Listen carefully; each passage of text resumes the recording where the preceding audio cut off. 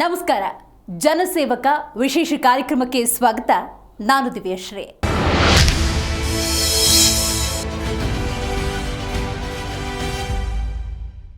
ಇವರು ಜನಪ್ರಿಯ ಶಾಸಕ, ಹುಟ್ಟು ಹೋರಾಟಗಾರ, ಜನಪರ ಯೋಜನೆಗಳಿಂದಲೇ ಜನರ ಮನಗೆದ್ದ ಹೃದಯ ಸ್ಪರ್ಶಿ ಜನಸೇವಕ, ನೆಲ ಜಲ ಭಾಷೆಗಾಗಿ ಎದೆ ಕೊಟ್ಟು ನಿಲ್ಲುವ ಕೆಚ್ಚೆದೆಯ ಹೋರಾಟಗಾರ, ಬಡವರು ದೀನ ದಲಿತರ ಪಾಲಿನ ಆಶಾಕಿರಣ, ಸದಾ ರೈತರ ಹಿತ ಕಾಯುವ ರೈತ ನಾಯಕ, ಬಿಜೆಪಿಯ ಕಟ್ಟಾಳು, ಪಕ್ಷಕ್ಕಾಗಿ ಹಗಲಿರುಳು ದುಡಿಯುವ ಶ್ರಮಜೀವಿ.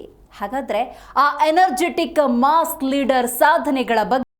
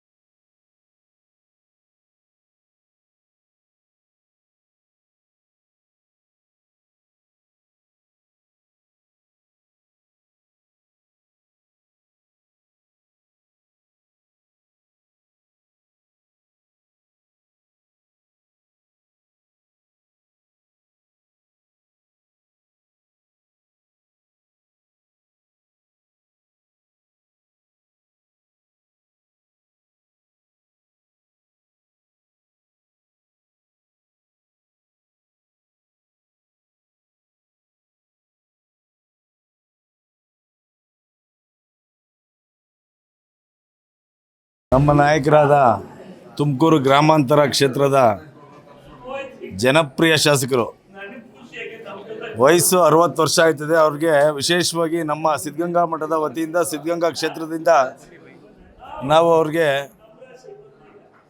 ಈ ಎಲ್ಲ ಪುಟಾಣಿ ಮಕ್ಕಳ ಪರವಾಗಿ ಹಾಗೂ ಈ ಮಠದ ನಮ್ಮ ಸಿದ್ಧಗಂಗಾ ಮಠದ ಶ್ರೀಗಳ ಆಶೀರ್ವಾದಕ್ಕೆ ಬರ್ತಾ ಇದ್ದಾರೆ. ಈಗ ವಯಸ್ಸು 60 ಅಷ್ಟೇ ನಮ್ಮ ಗುರುಗಳಿಗೆ. ಬಟ್ಟು ವಯಸ್ಸು 60 ಅವ್ರ ಕೆಲಸ ಮಾತ್ರ 26 ವಯಸ್ಸಿನ ಯುವಕರ ಥರ ಅವ್ರು ಕೆಲಸ ಮಾಡ್ತಾರೆ.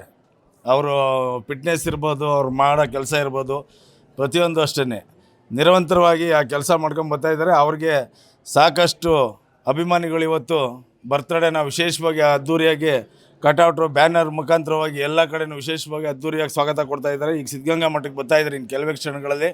ಅವ್ರಿಗೆ ಇನ್ನೂ ಹೆಚ್ಚಿನದಾಗಿ ಎಲ್ಲ ಜನರ ಆಶೀರ್ವಾದ ಮತ್ತು ದೇವ್ರಗಳ ಆಶೀರ್ವಾದ ಎಲ್ಲ ಶಕ್ತಿ ಕೊಡಲಿ ಅಂತೇಳಿ ನಾನೊಬ್ಬ ಅವ್ರ ಅಭಿಮಾನಿ ಬಳಗದ ಅಧ್ಯಕ್ಷ ಆಗಿ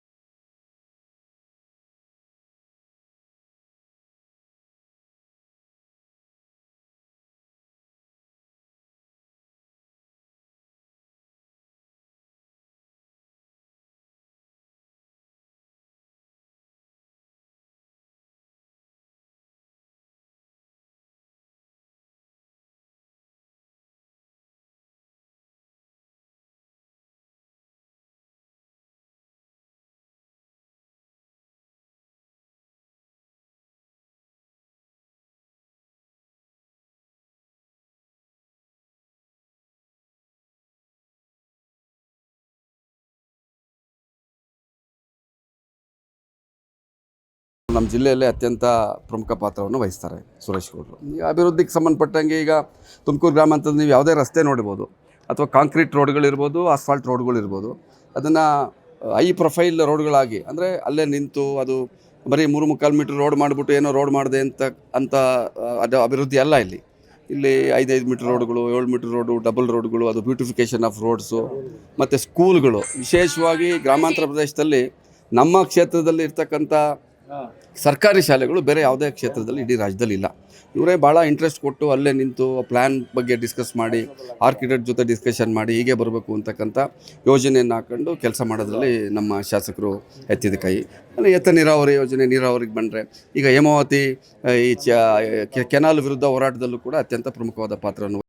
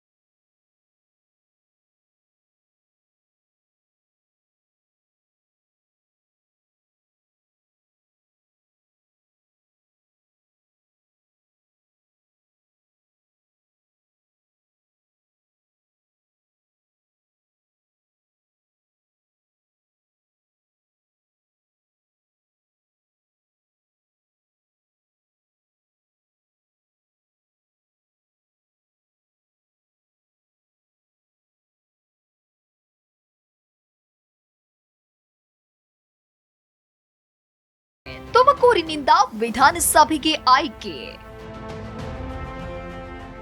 2004ರಲ್ಲಿ ಕುಣಿಗಲ್ ವಿಧಾನಸಭಾ ಕ್ಷೇತ್ರದಿಂದ ಮೊದಲ ಬಾರಿಗೆ ಬಿಜೆಪಿ ಅಭ್ಯರ್ಥಿಯಾಗಿ ಕಣಕ್ಕಿಳಿದಿದ್ರು. ಈ ಚುನಾವಣೆಯಲ್ಲಿ ಸೋಲನ್ನ ಅನುಭವಿಸಿದ್ರು. ಜೆಡಿಎಸ್ ಕಾಂಗ್ರೆಸ್ನ ಪ್ರಭುತ್ವವಿದ್ದ ಈ ಕ್ಷೇತ್ರದಲ್ಲಿ ದಾಖಲೆಯ 28,000 ಮತಗಳನ್ನ ಪಡೆದು ತಮ್ಮ ಸಾಮರ್ಥ್ಯ ಸಾಬೀತುಪಡಿಸಿದ್ರು. ಈ ಮೂಲಕ ರಾಜ್ಯದ ರಾಜಕೀಯ ಚಾಣಾಕ್ಷ ಬಿಎಸ್ ಯಡಿಯೂರಪ್ಪನವರ ಪಟ್ಟ ಶಿಷ್ಯರಾಗಿ ಗುರುತಿಸಿಕೊಂಡು ಅವರ ವಿಚಾರಧಾರೆಗಳ ಮೂಲಕ ಅಭಿವೃದ್ಧಿಯ ನಿಜವಾದ ಅರ್ಥವನ್ನ ಜನತೆಗೆ ತೋರಿಸಿದ್ರು. 2008ರಲ್ಲಿ ಕ್ಷೇತ್ರ ಪುನರ್ ವಿಂಗಡಣೆ ವೇಳೆ ಹೊಸದಾಗಿ ಘೋಷಣೆಯಾದ ತುಮಕೂರು ಗ್ರಾಮಾಂತರ ಕ್ಷೇತ್ರವನ್ನ ತಮ್ಮ ಕಾರ್ಯಕ್ಷೇತ್ರವನ್ನಾಗಿ ಬಿ ಸುರೇಶ್ ಗೌಡ ಆಯ್ಕೆ ಮಾಡಿಕೊಂಡ್ರು. 2008 ಹಾಗೂ 2013ರ ವಿಧಾನಸಭಾ ಚುನಾವಣೆಯಲ್ಲಿ ಸತತ 2 ಬಾರಿ ಗೆದ್ರು. 2023ರ ಚುನಾವಣೆಯಲ್ಲಿ 3ನೇ ಬಾರಿಗೆ ಜನಾಶೀರ್ವಾದ ಪಡೆಯುವಲ್ಲಿ ಯಶಸ್ವಿಯಾದ್ರು. ಕೇವಲ 5 ವರ್ಷಗಳಲ್ಲಿ ಕ್ಷೇತ್ರದ ಅಭಿವೃದ್ಧಿ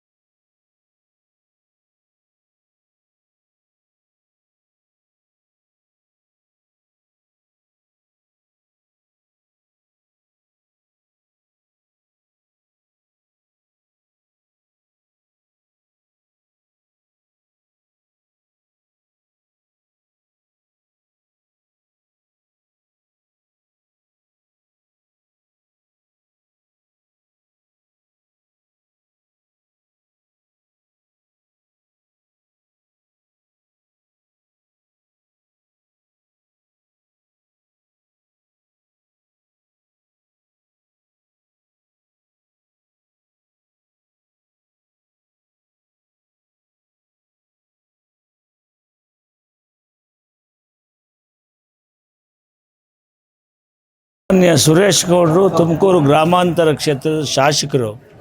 ಅವ್ರ ಬಗ್ಗೆ, ಅಭಿವೃದ್ಧಿಯ ಬಗ್ಗೆ, ಅವ್ರ ಸಾಧನೆ ಬಗ್ಗೆ ಹೇಳಿದ್ರೆ ಅದೊಂದು ದೈತ್ಯ ಶಕ್ತಿ. ಯಾರೂ ಕೂಡ ಅವರನ್ನು ಬೀಟ್ ಮಾಡೋದಕ್ಕೆ ಆಗೋದಿಲ್ಲ ಕೆಲಸ ಕಾರ್ಯದಲ್ಲಿ.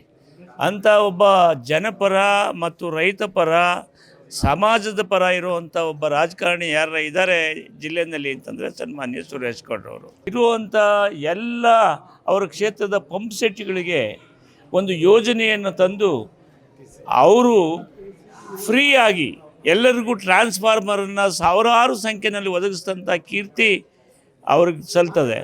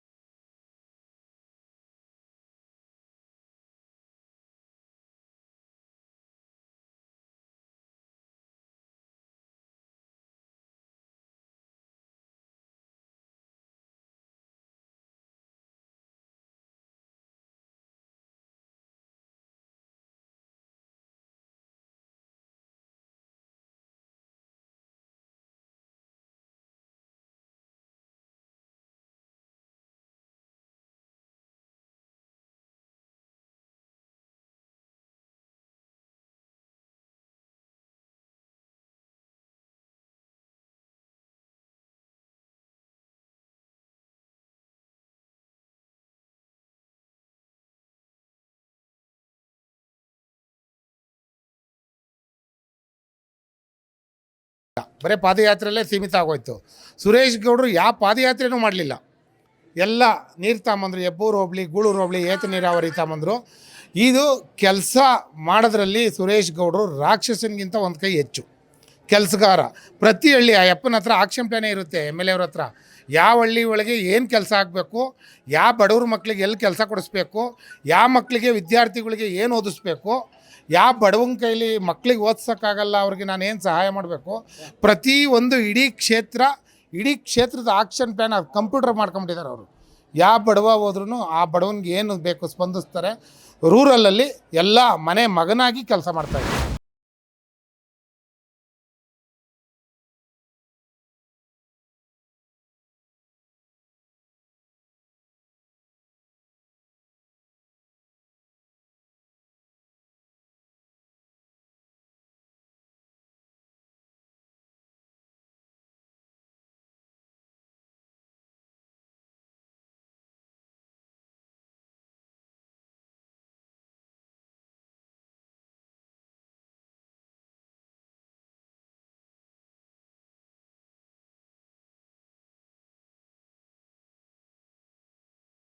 ಸುರೇಶ್ ಗೌಡ ಅವರು ಯಾವುದೇ ಕೆಲಸಕ್ಕೆ ಕೈ ಹಾಕಿದ್ರು ಅದನ್ನ ಮುಗಿಸುವವರೆಗೂ ಸುಮ್ಮನೆ ಕೂರುವ ಜಾಯಮಾನದವರಲ್ಲ.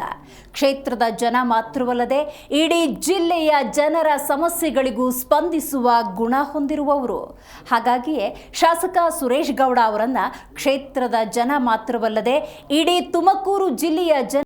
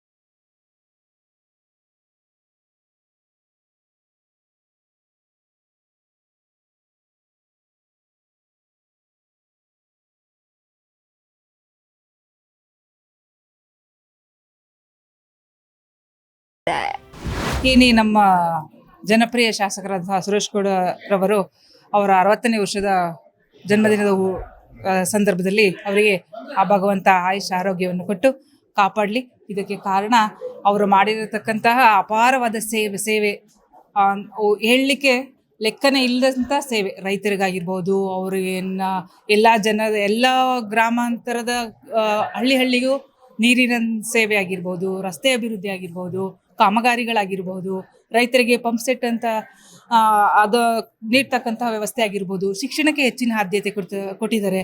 ಈ ಸಿದ್ಧಗಂಗಾ ಕ್ಷೇತ್ರದ ತ್ರಿವಿಧ ದಾಸೋಹಿ ಎಂದು ಹೆಸರಾಗಿರ್ತಕ್ಕಂತಹ ನಮ್ಮ ಶಿವಕುಮಾರ ಸ್ವಾಮೀಜಿಗಳವರ ಅದೇ ಮಾದರಿಯಲ್ಲಿ ಈ ನಮ್ಮ ಸುರೇಶ್ ಗೌಡ ಶಾಸಕರಾದಂತಹ ಇವರು ತ್ರಿವಿಧ ದಾಸೋಹಿ ಅಂತ ಹೇಳಲು ನಾವೆಲ್ಲ ಹೆಮ್ಮೆ ಪಡ್ತಾ ಇರುವಂಥ ವಿಚಾರವಾಗಿದೆ. ಅವರ ಒಂದು ಕ್ಷೇತ್ರದಲ್ಲಿ ಪ್ರತಿಯೊಬ್ಬ ಮನೆ ಮಂದಿಗೂ ಏನೇ ಒಂದು ಸಹಾಯ ಬೇಡ್ಕೊಂಡು ಬಂದ್ರೂ ಅವರಿಗೆ ತಮ್ಮ ಹಸ್ತದಲ್ಲಾಗ್ತಕ್ಕಂಥ ತನ್ನ ಸಹಾಯವನ್ನು ಮಾಡಲು ಮುಂದೆ ನಿಂತಿದ್ದಾರೆ ಅಂತ ಹೇಳ್ತಾ ಇದ್ದೀವಿ. ಇವ್ರನ್ನ ನಾವು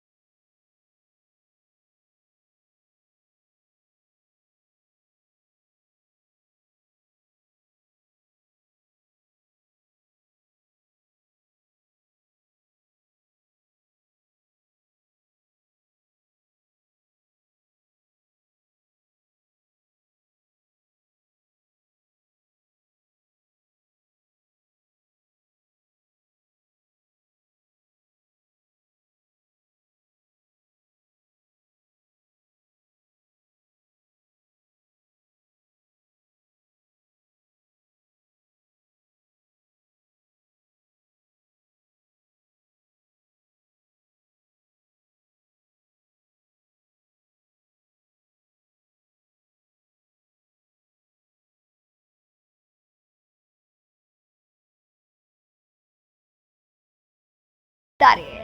ದೀನ ದಲಿತರ ಧ್ವನಿಯಾಗಿ ಅವರಿಗೆ ಸಿಗಬೇಕಾದ ಮೂಲಭೂತ ಸೌಲಭ್ಯಗಳನ್ನ ದೊರಕಿಸಿಕೊಟ್ಟಿದ್ದಾರೆ. ರೇಷನ್ ಕಾರ್ಡ್, ವಿಧವಾ ವೇತನ, ವಿಶೇಷ ಚೇತನ ವೇತನ, ಸಂಧ್ಯಾ ಸುರಕ್ಷಾ ಯೋಜನೆಯಂತಹ ಜನಪರ ಯೋಜನೆಗಳ ಪ್ರತಿ ಹಂತದಲ್ಲೂ ಶಾಸಕ ಬಿ ಸುರೇಶ್ ಗೌಡರ ಸಹಕಾರ ಜನರಿಗಿದೆ. ಅಧಿಕಾರದಲ್ಲಿಲ್ಲದಿದ್ದರೂ ಜನಸೇವೆ ಮಾಡಿದ ನಾಯಕ. ಕೊರೋನಾ ಅವಧಿಯಲ್ಲಿ ಬಿ ಸುರೇಶ್ ಗೌಡ ಶಾಸಕರಾಗಿರಲಿಲ್ಲ. ಆದ್ರೂ ಆ ಸಂದರ್ಭದಲ್ಲಿ ಕ್ಷೇತ್ರದ ಜನರ ಜೊತೆಗಿದ್ರು. ಆಹಾರ, ಆರೋಗ್ಯ ಕಿಟ್ಗಳನ್ನ ವಿತರಿಸಿದ್ರು. ಕೊರೋನಾ ವಾರಿಯರ್ಗಳನ್ನ ಸನ್ಮಾನಿಸಿದ್ರು. ಆಸ್ಪತ್ರೆಗಳ ಮುಂದೆ ನಿಂತು ಕ್ಷೇತ್ರದ ಜನರಿಗಾಗಿ ಮಾಡಿದ ಬೆಡ್ ವ್ಯವಸ್ಥೆ, ಆಹಾರ ಕಿಟ್ ವಿತರಣೆ, ಜನರ ಜೀವ ಉಳಿಸಲು ದಿನರಾತ್ರಿ ಶ್ರಮ ವಹಿಸಿದ ರೀತಿ ಜನರ ಮನದಲ್ಲಿ ಅಚ್ಚಳಿಯದ ಗುರುತಾಗಿದೆ. ಆನಂತರ ನಡೆದ ವಿಧಾನಸಭಾ ಚುನಾವಣೆಯಲ್ಲಿ ಜನಾಶೀರ್ವಾದ ಪಡೆದು 3ನೇ ಬಾರಿ ಶಾಸಕರಾದರು. ಇದರ ಜೊತೆಗೆ ಹೆಬ್ಬೂರು, ನಾಗವಳ್ಳಿ, ಹೊನ್ನೇನಹಳ್ಳಿ, ದೊಡ್ಡ ಸಾರಂಗಿ ಗ್ರಾಮಗಳಲ್ಲಿ 63 ಕೆವಿ ಬೆಸ್ಕಾಂ ಹಾಗೂ ಕೆಪಿಟಿಸಿಎಲ್ ಸ್ಟೇಷನ್ಗಳನ್ನು ಸ್ಥಾಪಿಸಿ ಸುಮಾರು 25,000 ರೈತರ ಪಂಪ್ ಸೆಟ್ಗಳಿಗೆ ಟ್ರಾನ್ಸ್ಫಾರ್ಮರ್ಗಳನ್ನು ಅಳವಡಿಸಿದ್ರು. ರೈತರ ಬದುಕಿಗೆ ಬೆಳಕಾಗಿದ್ದ ಈ ಯೋಜನೆಯಿಂದ ಸುರೇಶ್ ಗೌಡರು ರೈತರ ಮಿತ್ರ ಎಂಬ ಹೆಸರು ಗಳಿಸಲು ಕಾರಣವಾಯಿತು. 3 ಬಾರಿ ಶಾಸಕರಾಗಿರುವ ಸುರೇಶ್ ಗೌಡ ರಾಜ್ಯ ಬಿಜೆಪಿ ಕಾರ್ಯದರ್ಶಿ, ತುಮಕೂರು ಜಿಲ್ಲಾ ಬಿಜೆಪಿ ಅಧ್ಯಕ್ಷ, ಮೈಸೂರು ಪೇಪರ್ ಮಿಲ್ ಅಧ್ಯಕ್ಷರಾಗಿ ಯಶಸ್ವಿಯಾಗಿ ಕಾರ್ಯನಿರ್ವಹಿಸಿ ಎಲ್ಲೆಡೆ ಸುರೇಶ್ ಗೌಡರು ಸೇವೆಯ ನಿಲುವಿನಿಂದಲೇ ಗುರುತಿಸಿಕೊಂಡವರು. ತನಗಾಗಿ ಹಾಗೂ ಪಕ್ಷಕ್ಕಾಗಿ ಹಗಲು ರಾತ್ರಿ ದುಡಿದ ಕಾರ್ಯಕರ್ತರನ್ನ ಕುಟುಂಬದಂತೆ ನೋಡಿಕೊಳ್ಳುವ ಗುಣ ಕಾರ್ಯಕರ್ತರ ಪ್ರೀತಿಗೆ ಪಾತ್ರವಾಗಿದೆ. ಪ್ರೀತಿ ಮುಂದೆ ಈ ಪ್ರಪಂಚದಲ್ಲಿ ಯಾವುದೂ ಇಲ್ಲ. ಮಹಾತ್ಮ ಗಾಂಧೀಜಿಯವರು ಇರ್ಬೋದು, ಬಸವಣ್ಣವ್ರು ಇರ್ಬೋದು, ಎಲ್ಲರೂ ದೊಡ್ಡ ದೊಡ್ಡ ತತ್ವಜ್ಞಾನಿಗಳು ಹೇಳಿರೋದು ಪ್ರೀತಿಯನ್ನ ಕೊಡಬೇಕು ಅಂತೇಳಿ. ಪ್ರೀತಿ ಇರೋ ಕಡೆ ಪ್ರಪಂಚ ಇರುತ್ತೆ, ಪ್ರೀತಿ ಇರೋ ಕಡೆ ಅಧಿಕಾರ ಇರುತ್ತೆ, ಪ್ರೀತಿ ಇರೋ ಕಡೆ ಸಂಪತ್ತು ಇರುತ್ತೆ ಅನ್ನೋದನ್ನ ಇವತ್ತು ನಾನು ನೋಡಿದ್ದೇನೆ. ಇವತ್ತಿನ ಹುಟ್ಟದ ಹಬ್ಬದ ಕಾರ್ಯಕ್ರಮದಲ್ಲಿ ನಾನಿವತ್ತು ಜನರ ಪ್ರೀತಿ ಏನು ಅಂತ ನೋಡಿದ್ದೇನೆ. ಯಾವ ರೀತಿ ಪ್ರೀತಿಯನ್ನ ದೇವಸ್ಥಾನಕ್ಕೆ ಹೂವಾಗ ತಗೊಂಡೋಗ್ಬೇಕಾದ್ರು ಯೋಚನೆ ಮಾಡ್ತಾರೆ, ಒಂದು ಶಾಲ್ ತಗೊಂಡ್ಬೇಕಾದ್ರೆ ಹಣ ಖರ್ಚು ಮಾಡ್ಬೇಕಾರೆ. ಆದರೆ ಇವತ್ತು ಒಬ್ಬ ಜನನಾಯಕನಿಗೆ ಯಾವ ಸ್ಥಾನದಲ್ಲಿ ತುಂಬ್ತಾರೆ ಅಂತ ಹೇಳಿದ್ರೆ ಆ ಪ್ರೀತಿಗೆ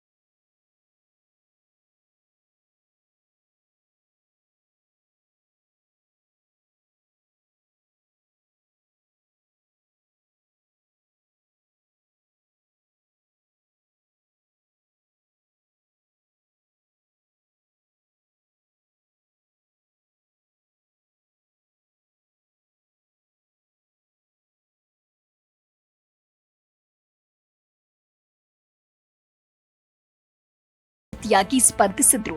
2005ರಲ್ಲಿ ಬಿಜೆಪಿ ರಾಜ್ಯ ಕಾರ್ಯದರ್ಶಿಯಾಗಿ ನೇಮಕವಾದ್ರು. 2008ರಲ್ಲಿ ತುಮಕೂರು ಗ್ರಾಮಾಂತರ ಕ್ಷೇತ್ರದ ಪ್ರಪ್ರಥಮ ಶಾಸಕರಾದ್ರು.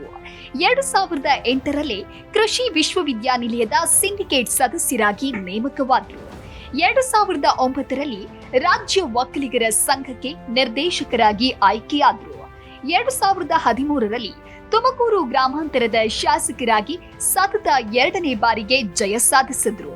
2013ರಲ್ಲಿ ರಾಜೀವ್ ಗಾಂಧಿ ವಿಶ್ವವಿದ್ಯಾನಿಲಯದ ಸಿಂಡಿಕೇಟ್ ಸದಸ್ಯರಾಗಿ ನೇಮಕವಾದ್ರು. 2016ರಲ್ಲಿ ಮೊದಲ ಬಾರಿಗೆ ಬಿಜೆಪಿ ತುಮಕೂರು ಜಿಲ್ಲಾಧ್ಯಕ್ಷರಾಗಿ ನೇಮಕವಾದ್ರು. 2019ರಲ್ಲಿ ಬಿಜೆಪಿ ರಾಜ್ಯ ಕಾರ್ಯದರ್ಶಿಯಾಗಿ ನೇಮಕವಾದ್ರು. 2020ರಲ್ಲಿ 2ನೇ ಬಾರಿಗೆ ಬಿಜೆಪಿ ಜಿಲ್ಲಾಧ್ಯಕ್ಷರಾಗಿ ನೇಮಕವಾದ್ರು. 2023ರಲ್ಲಿ ತುಮಕೂರು ಗ್ರಾಮಾಂತರದಿಂದ 3ನೇ ಬಾರಿಗೆ ಶಾಸಕರಾಗಿ ವಿಧಾನಸಭೆ ಪ್ರವೇಶ ಮಾಡಿದ್ರು. ಶಾಸಕರಿಗೆ ಬೆನ್ನೆಲುಬಾಗಿ ನಿಂತವರು ಅವರ ಪತ್ನಿ ಶ್ರೀಮತಿ ಪಾರಿಜಾತ ಎಂಆರ್ ಹಾಗೂ ಮಗಳು ಐಶ್ವರ್ಯ, ಮಗ ಹೃತಿಕ್. ಇವರ ಪ್ರೇರಣೆಗೆ ಶಾಸಕ ಸುರೇಶ್ ಗೌಡ ಅವರ ಶಕ್ತಿಯ ಮೂಲ. ಹೋರಾಟದಿಂದ ಹುಟ್ಟಿದ ನಾಯಕ, ಸೇವೆಯಿಂದ ಬೆಳೆದ ಜನಪ್ರತಿನಿಧಿ ಮತ್ತು ಅಭಿವೃದ್ಧಿಯ ದಾರಿಯಲ್ಲಿ ನಡೆದುಕೊಂಡು ಹೋಗುತ್ತಿರುವ ಪ್ರೇರಣಾದಾಯಕ ವ್ಯಕ್ತಿತ್ವ ಶಾಸಕ ಪಿ ಸುರೇಶ್ ಗೌಡರದ್ದು.